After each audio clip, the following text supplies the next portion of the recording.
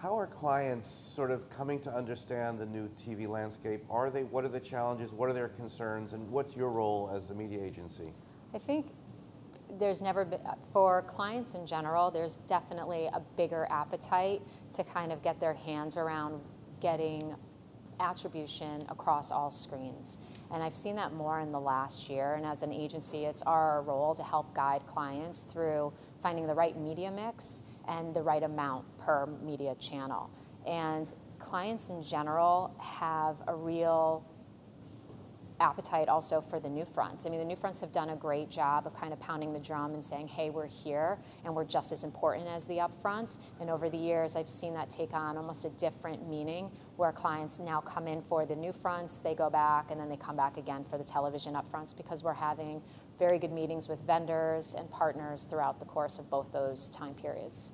So the shift, is there a shift from TV to digital, or what's going on? I mean, it's screens, right? I mean, I think it's our job to find out where our audience is and on what screen. I think it's all merging into one. I don't think it's one or the other.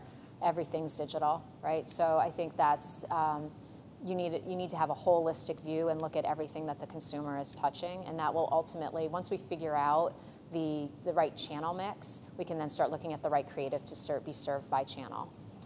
And finally, the role of data, the ability to target people in a unique way. Of course, you guys are working with AOL and you're using programmatic. What is the value there? How are you embracing that, and how is it being received by clients? I think anytime you can pick the right data and use that to inform a larger investment and make it more targeted, clients are definitely going to be interested in it. There's a huge appetite for that. You know, television as a legacy medium has always been demography based, and as we shift more to an audience base with this fragmentation of screens and just creating a wealth of data everywhere, it would be irresponsible for us not to be looking at programmatic in terms of data-informed television decisions. So we're pushing everyone there. And looking ahead as far as a TV buyer in the next 12 months, how do you see programmatic TV? How do you see addressable TV? How do you see the evolution of media buying around television or video? What's the roadmap?